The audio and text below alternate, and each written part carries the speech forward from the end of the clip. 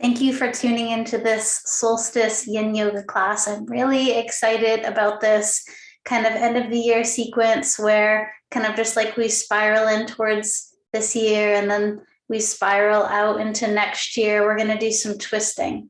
So we'll do a little detox as we twist, kind of move up the spine. And then as we move into the new year or into winter, and we talk about the bladder line, that's all about the back line of the body. So we'll do some folding after our twisting, and hopefully it'll feel really good. Have a lot of nice props around that you can support yourself with. Bolsters are great. You know, if you've got the fancy yoga props, use them. If you don't, grab everything cushy that you have. Maybe even do this on your bed. Grab some blankets, some pillows, things that you can tuck in here or there to get really cozy. All right, and so we're going to get started in this supported child's pose, and we're going to take a little bit of a restorative variation on this where we have something that we can lean into. So right off the bat, this is going to be one of those poses that you're going to want your bolster for. Something to kneel on can go down. That's always great. And I'm going to make a little ramp for myself for my child's pose. So I'm going to use a block. If you don't have a block, you can do a folded blanket, right? Or maybe a big book that you have. And then I'm going to take my either pillow or bolster and get a little ramp like this in front of me where the lowest part is closest to me. And this will let me kind of lean into it, right? If you've got a bolster, you can kind of course, pillow works better than this bolster. This is not the world's greatest bolster, right? And then once you get yourself set up, you'll want to wedge yourself close so that your knees are on either side of whatever you're using to lean yourself into. And then you'll lean forward, and then hopefully you have it high enough where that you can rest one cheek down comfortably. And I could, of course, add to this, right? If I needed it to be a little bit taller, maybe I could put a blanket on it. And then already starting into our twist here with a really gentle twist for the upper spine, right? As we bring one cheek to the bolster, don't worry about what cheek it is. Just let your body go with whatever the preference is.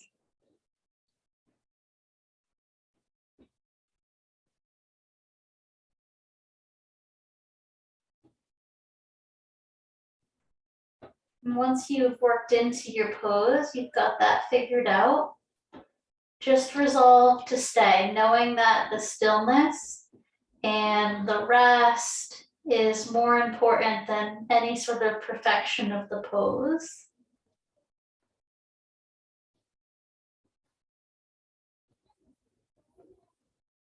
And that transition into restfulness can be tricky depending on what our day is. So use the tools that you have, focus on your breath going in and out.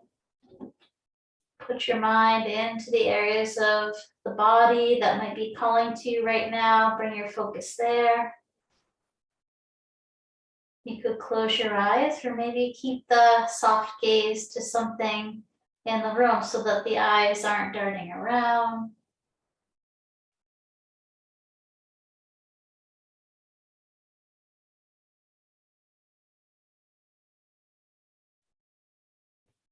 And for the last minute here, where we'll have this cheek to the side of our bolster, see if you can really relax the jaw, the tongue, the neck, the shoulders.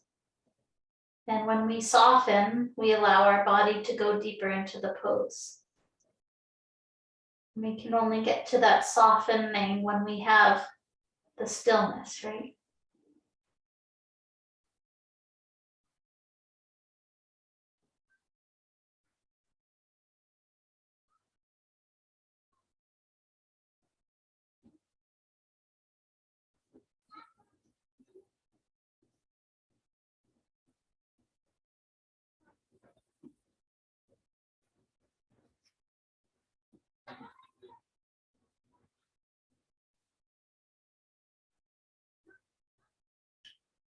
Try to move as slow as possible, moving as little as possible.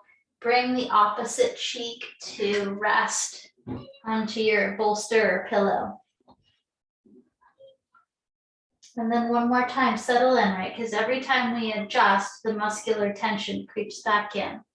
So really important that once we find our stillness again, we walk through the body, we do that scan, we let go of the muscular tension.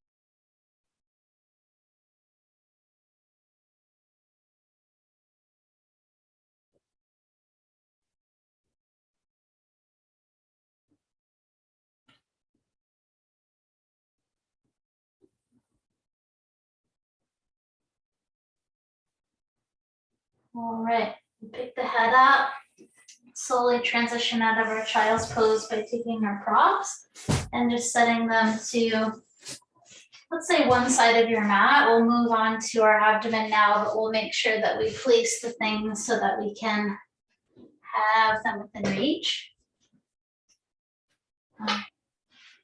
So we're gonna come into a half frog shape. So I'm gonna move myself a little bit over to the right side of my mat so I have some space on the left to bring my knee up and out to the side.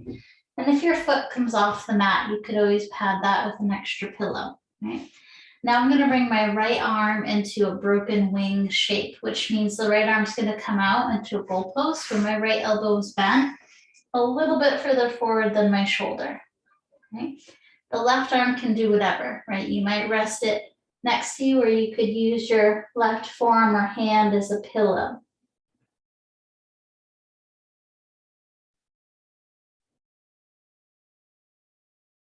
And these subtler, more gentle poses, we can get a lot of benefit because there's not a lot of sensation that's stressing the body out, and that creates a nice opportunity for us to really let go and soften. And you might not even notice there's any clenching. The back of the shoulder, the front of the chest on that right side, just let it be very heavy to the mat.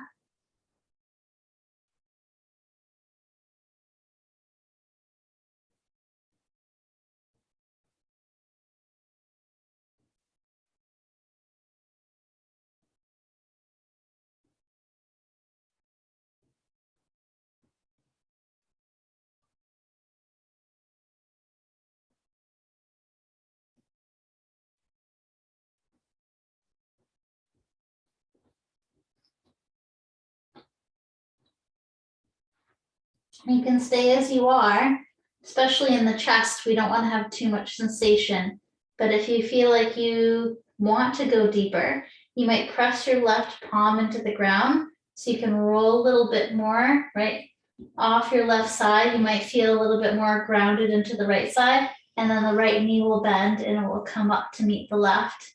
Both legs bent. And once you're in that position, you could keep the left hand where it is, or use it as a resting spot for your head again.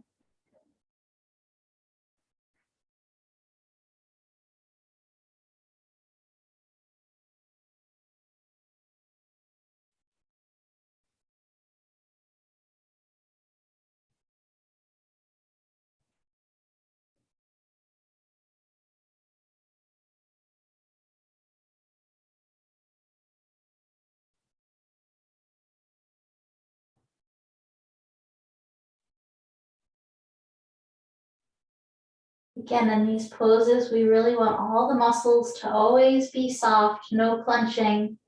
That would be a sign that it's a little bit too much for the body and we should back off.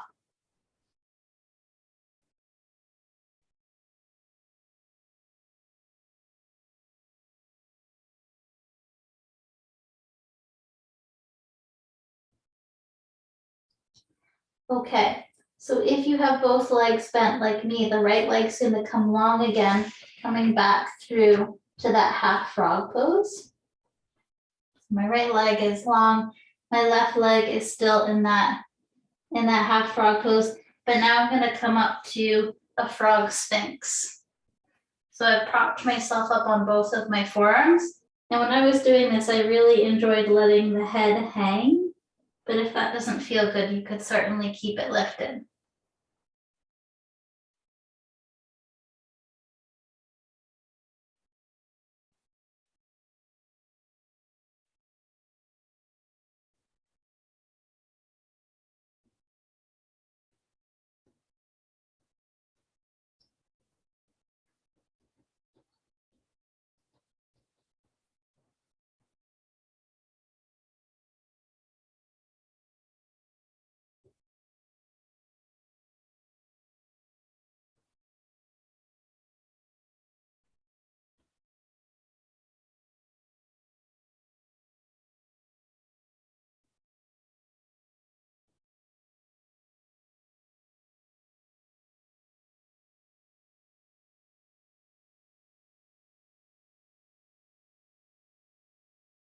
And the option to stay right where you are or to go a little bit deeper as far as opening up the front of the right hip. We can bend the right knee so that the right foot lifts. If you'd like to turn this into a little bit of twisting, you might reach back with the left hand for the foot. I like to come out of Sphinx when I do that. So I've lowered my chest slightly.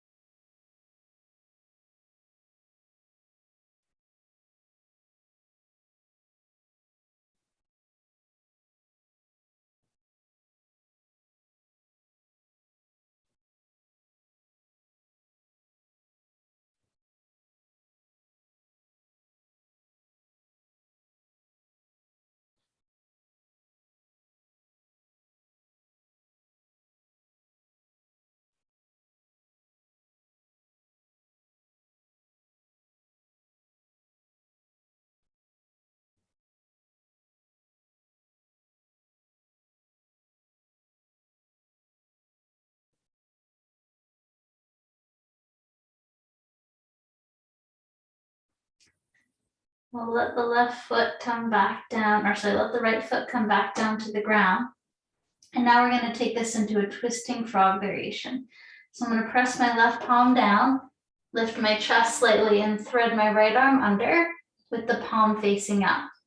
You could let the head hang, or again, you could use that left forearm as a little pillow. You could use an actual pillow, whatever you need to do.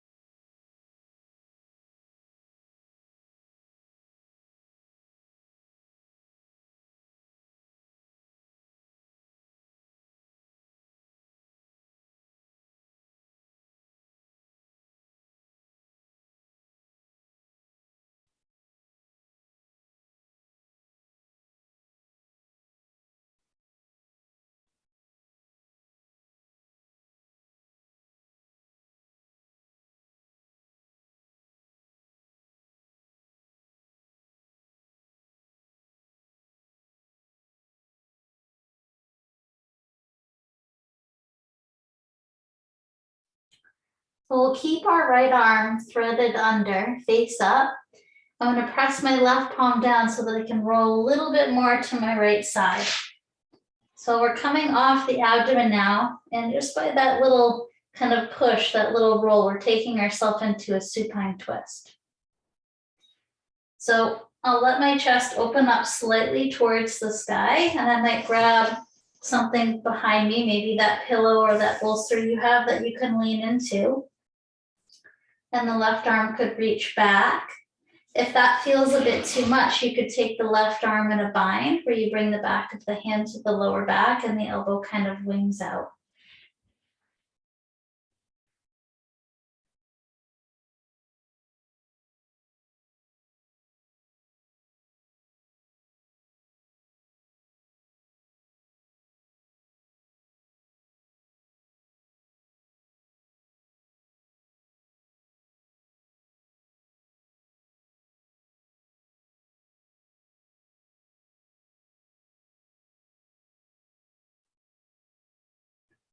Coming to the end of the year, this kind of dark point where we're thinking about next year, right? The twists kind of help to serve us physically in that sense. We're kind of wringing out what we don't need anymore, detoxing the body from the previous year, creating some space.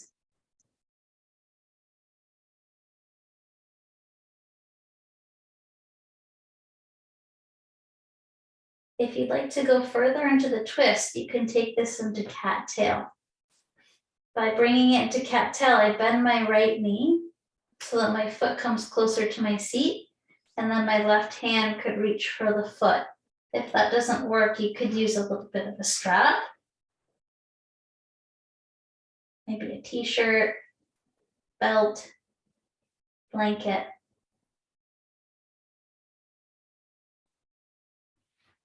As you deepen into your twist in the next couple of minutes here, what we'll have in the pose, the gaze might come out over the left shoulder.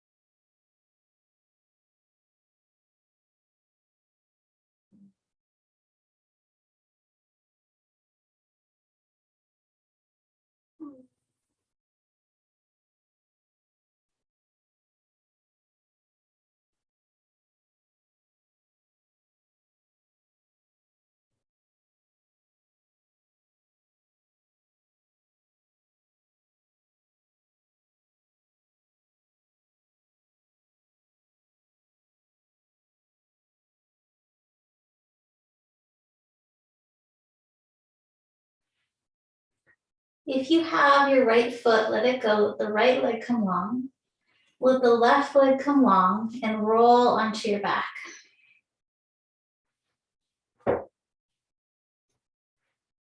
As you roll on your back, take your right leg and let it fall out into butterfly pose. And then you'll have the left foot to the ground with the left knee facing up, and you can rest the hands in the front body somewhere and tune into your breath.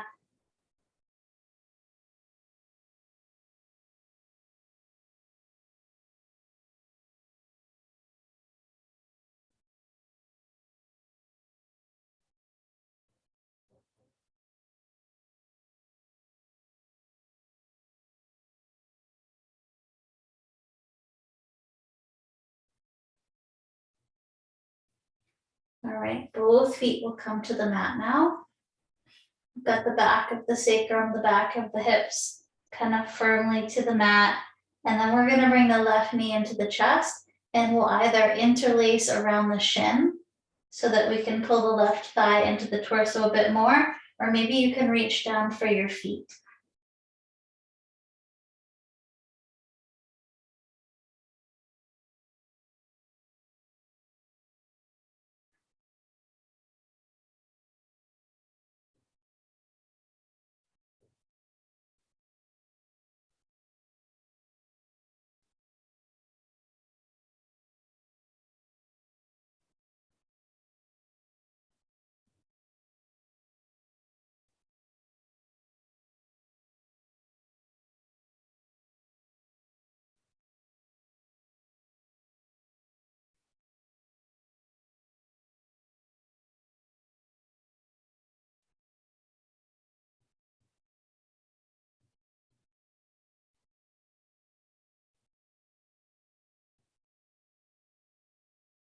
And if you're feeling a little uncomfortability with the press of the thigh to the abdomen, know that that's serving a purpose. That compression also helps our body release.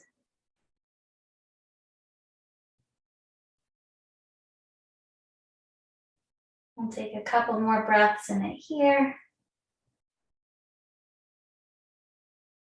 And we'll take it into a half happy baby. So now I'm gonna hold behind my left knee. And if it feels good to let the right leg come along, you can. If that feels too much, you can keep it bent foot to the mat. And then where you hold in your half happy baby just depends on your hip flexibility. You might reach up for the foot of the ankle, or you could just keep things interlaced. Now, opposed to the previous pose where we're trying to pull the thigh directly into the torso, it's okay for the leg, and you actually want the knee to kind of wing out to the left a little bit, almost like it's reaching out for the left armpit.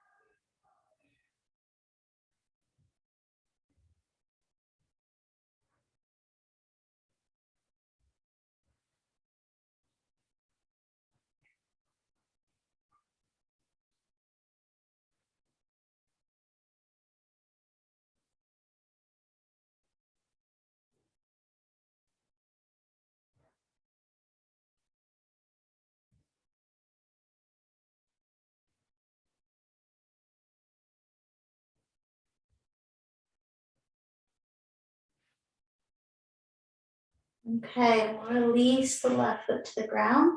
You can rebend the right leg if you'd like. And then we're gonna roll, maybe roll to your right again, back to your right side, and then all the way over onto your abdomen. Spiral in, spiral out. Now we're ready for the second side. So I've moved myself a little bit over to the left side of my mat so I can bring my right leg up and out to the side. Look over there. Into that half frog. My left arm will come into the goalpost shape now. And I'll bring my left temple to rest down on something, block or forearm. Right, just want a little bit of sensation there in the left side chest, not too much. You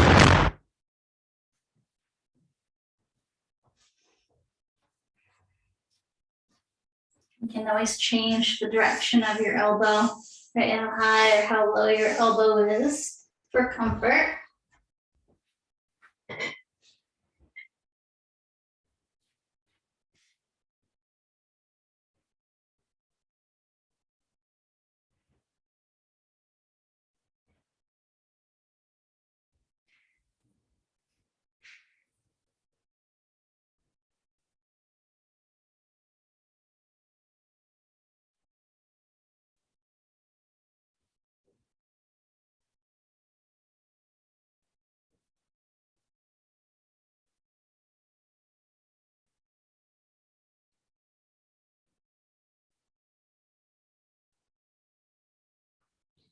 Stay as you are. If you're already feeling quite a bit of sensation in your chest or your left arm, if you want to go deeper, the right palm can press. I lean a little bit to my left, and then my left knee bends up to marry the right.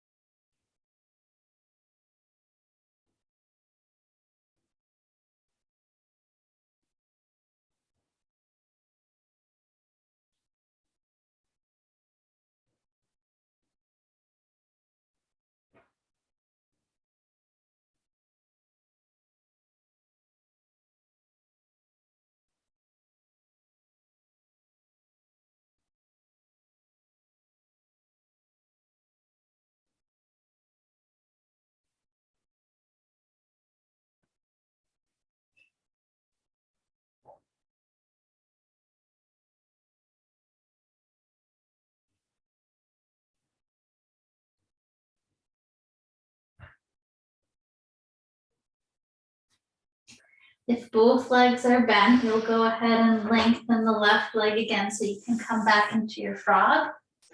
Then once you're in frog, you'll prop yourself up onto your forearms for your Sphinx variation. I'm gonna bow my head again, but experiment, right? Keep it lifted, rest it to something. You can always listen to your body, and the one that feels best for you is going to be the right variation for you, regardless of any technical alignment info I can provide, right? We can always listen to that biofeedback as the source of our truth.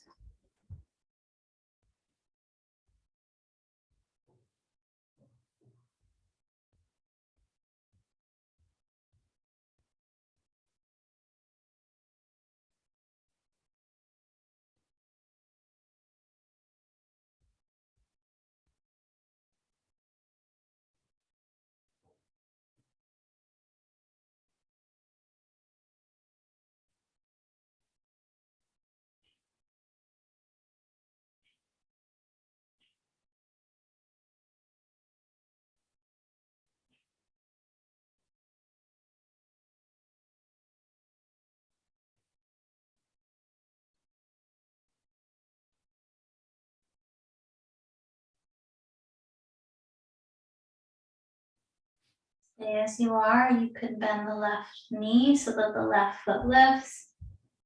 More of a opening in the front of that left hip. You could stay like that with the foot lifted, with your arms still pressing you up into your Sphinx, or maybe you lower and reach back with the right hand for the foot.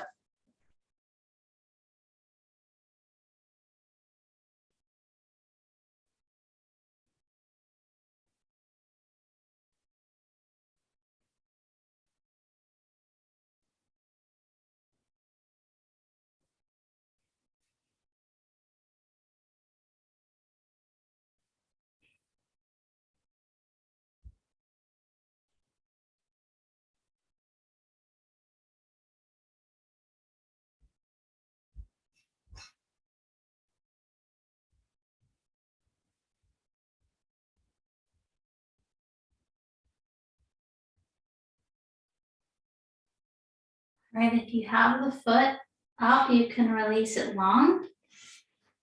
And then we'll come into our twisting frog variation. My right palm presses up, so my right arm lifts, create some space to walk my left arm under and find some way to rest the head again.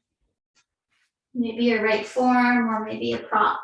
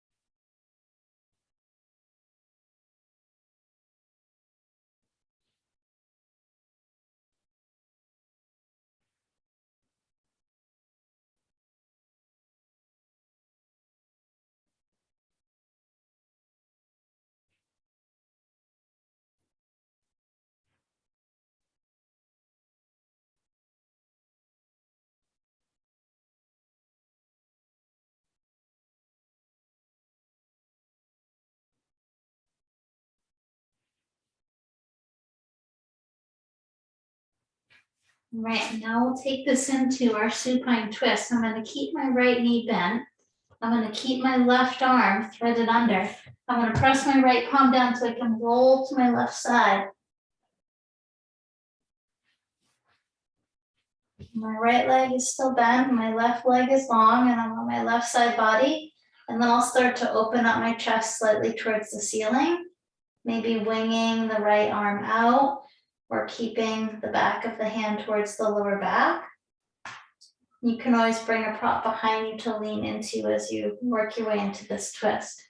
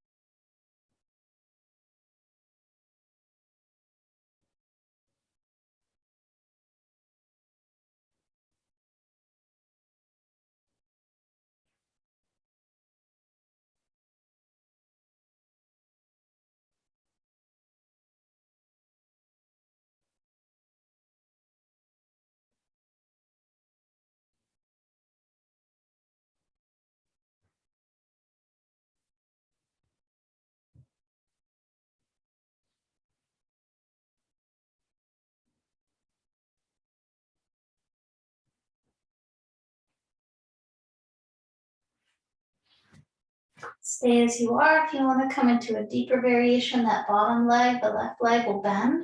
The foot comes closer to the seat and the right hand might reach back for it, or you could use a strap. Right, no matter what variation of twisting you're in at this point, if things feel a little bit more open in the northern part of the spine, you could gaze over your right shoulder.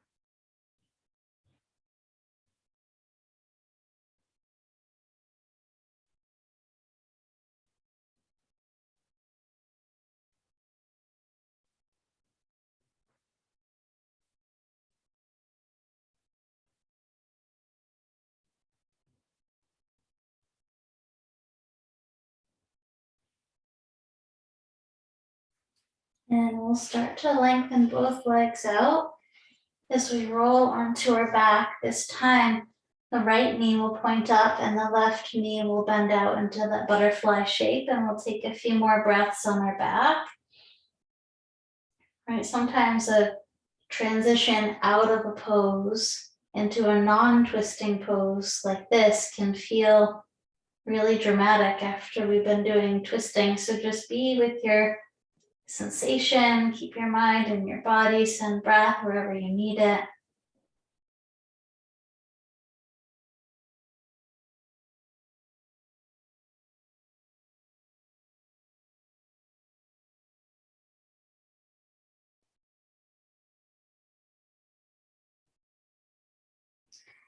And now both knees will point up, back of the hips are to the mat, and then we'll go ahead and bring the left knee in, or sorry, the right knee in towards the chest.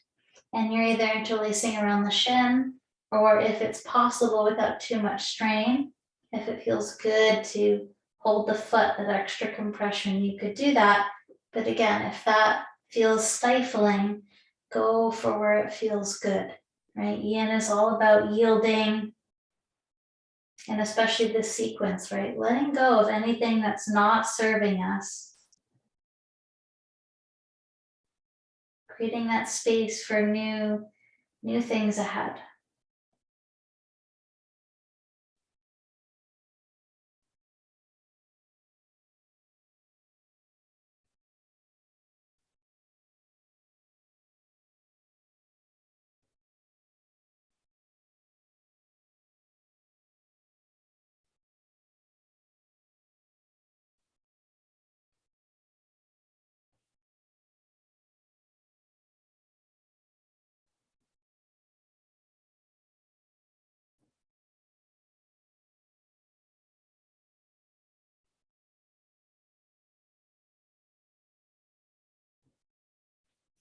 I'll move into our half happy baby. I'll extend my left leg long, rebend it if that doesn't feel good.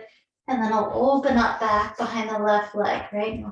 My thigh is still pressing into my torso. My knee is a little bit more out to the side, more towards the right armpit.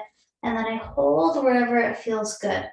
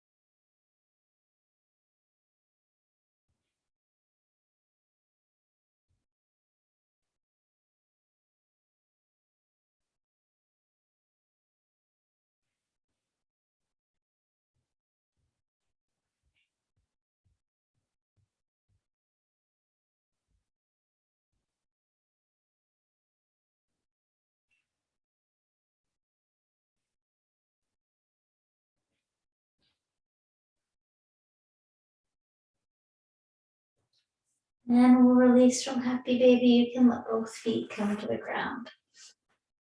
A few more moments of breath.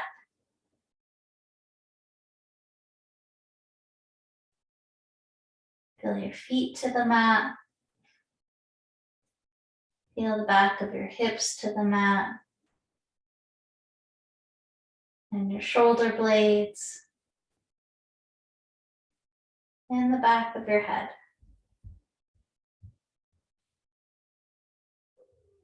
So we are done most of our twisting, and we're going to upright ourselves. So you could roll to fetal shape, push yourself up from there, or maybe you do a couple rocks and rolls along your spine, a little massage, and a little foreshadowing, because this is the area of the body that we're going to work into. So we're going to come into a cross-legged shape, and have your left shin in front when you cross your legs. If, as you're sitting here, your hands are kind of tenting behind you, that's a tip that maybe your body's giving you, that the hips are a little bit tight, at least today, right? It's always changing. And maybe sit on something to give yourself a little bit of a boost, right? When we do, and we're going to be doing some forward folding postures, we want the hips to be in a level position. If we're leaning back, the hips are tilted back, and it's going to stress out our lower spine a little bit if we try to round from there. So always bring up the seat if you can. I think I said left shin in front, right? This is how we're starting. And then from here, we're going to come into a forward fold. So I'll walk my hands to the mat, and if they don't come comfortably to the mat, just put something underneath that you can press into. Right, you can also put something underneath your torso, whatever you need to support and kind of adjust how much gravity is pulling you in. We want to use gravity as a tool to help us, and we use those props underneath us anytime it feels a bit much. And if you can, see if you can bow and rest the head as well.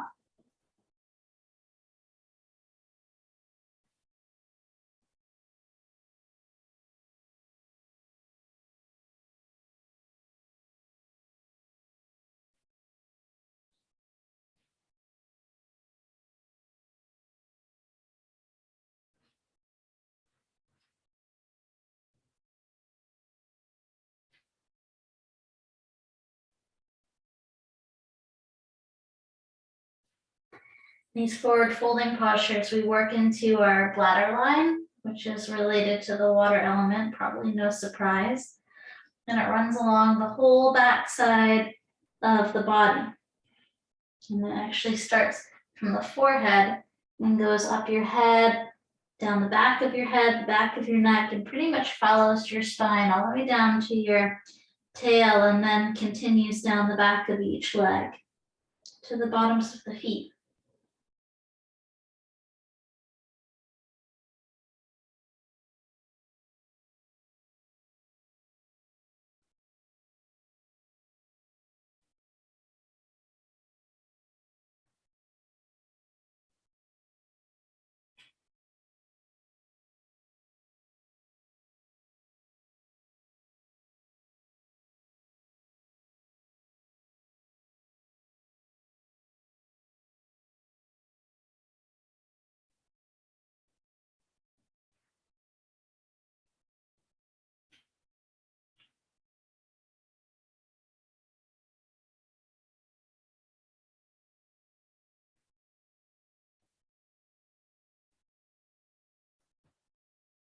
Push the ground away as you bring the torso upright. And then go ahead and lean yourself back a little bit so you can extend your right leg long. And then we'll go ahead and cross our left ankle over to our right thigh. Coming into this upright extended figure 4 variation. We're going to lean back, right?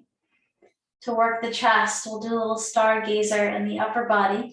My fingers are pointing away from me, so we could try that this time, and then we'll switch it up for the next round. And then there's a lift of the heart here, and the gaze or the head might drop back, but if that doesn't feel comfortable, you can keep looking forward. And if you want to go deeper into the hips, you could bend the right knee so that the right foot comes to the ground.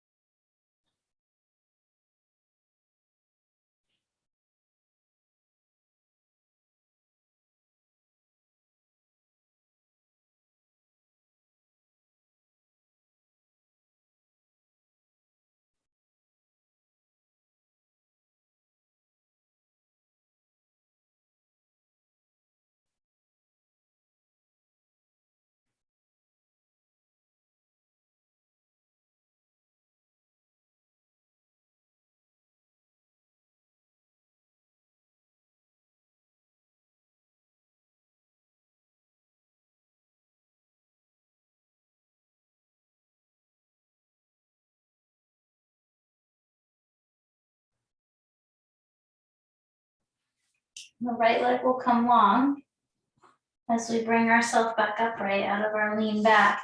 And now we'll come into a forward folding variation of that pose.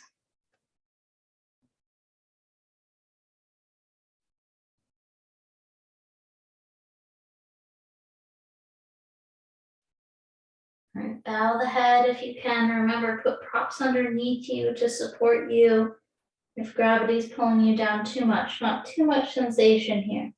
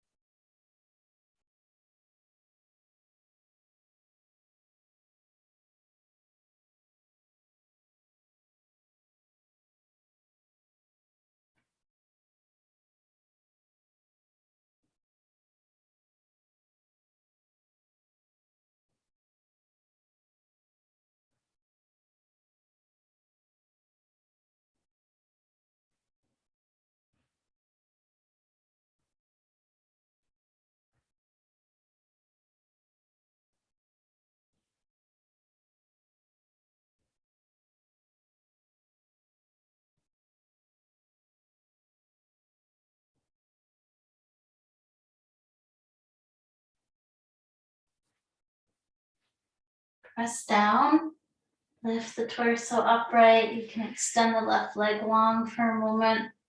Maybe move feet and the ankles or rub the legs, rock the hips side to side just to get some blood flow going back in there. And then when you're ready, we'll start our cross leg the other way with the right foot in front or the right shin in front. And then from here, we come into our fold, right? Propping ourselves up as much as we need to. Bow the head if we can.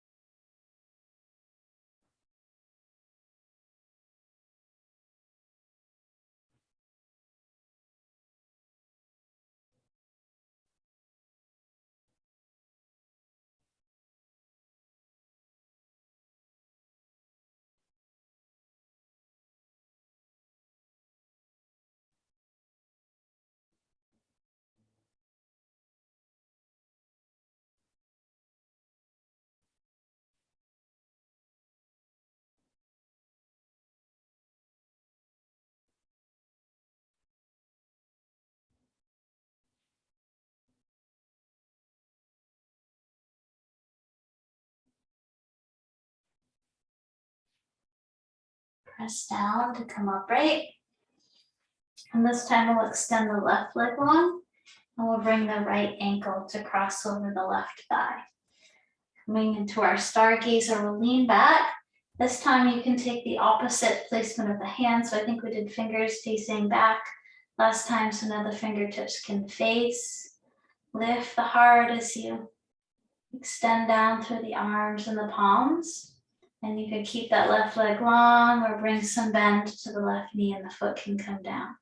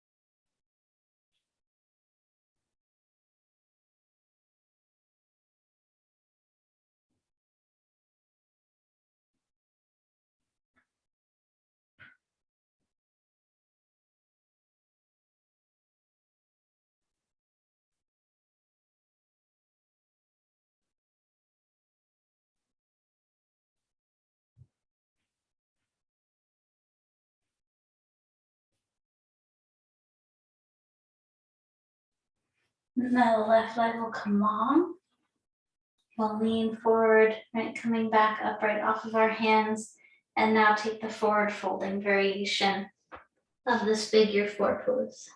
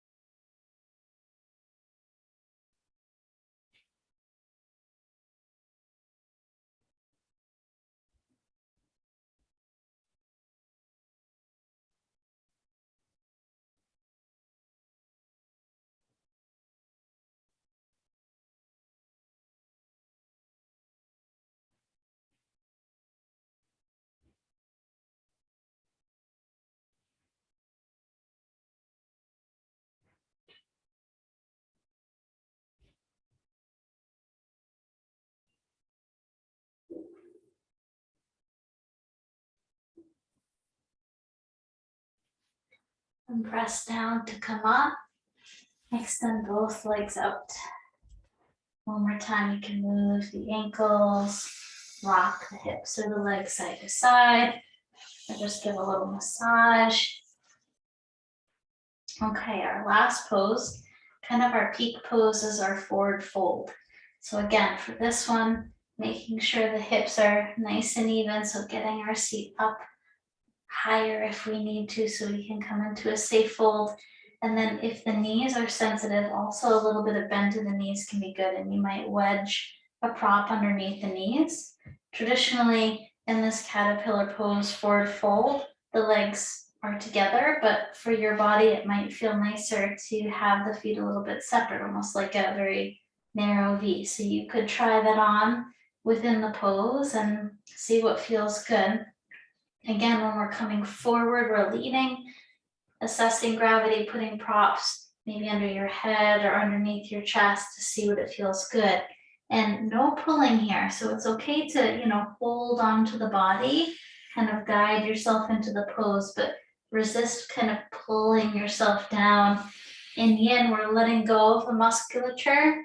And so we need to approach the pose in a yin way for it to be safe, right? Anytime we're kind of pulling or active in the pose, we really want to be recruiting all of our muscles supported. So being really gentle as you come into the fold. If you can reach your feet, go ahead. You might hold your toes and flex your feet, and then you'll feel that bladder line kind of running up your soles. And if you can, bow the head and see if you can feel the whole line, walk your mind through it, feet to forehead.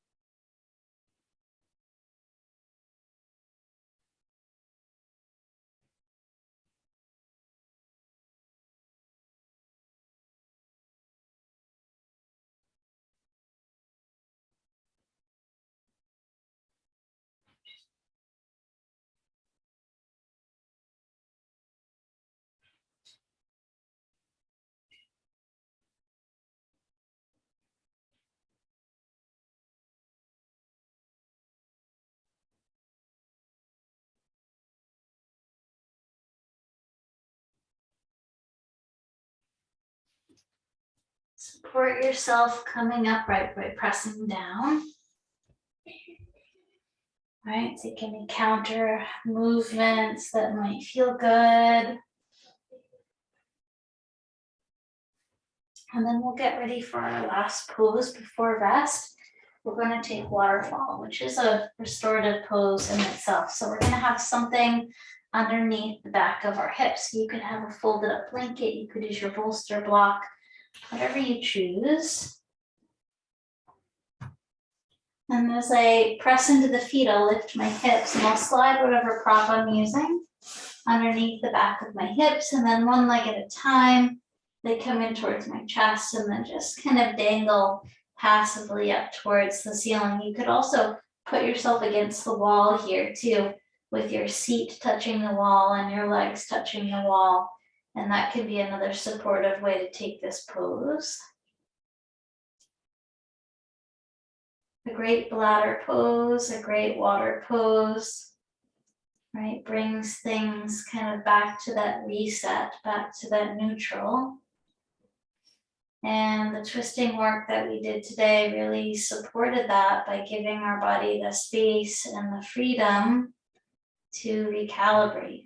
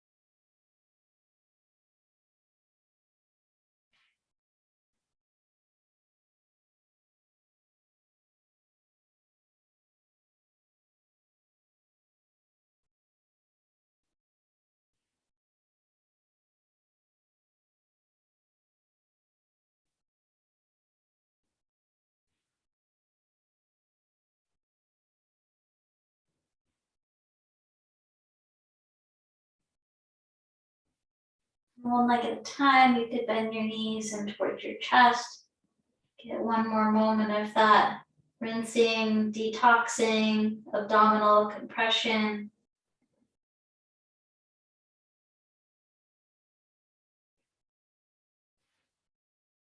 And when you're ready, the feet will return to the mat and you can set your props aside.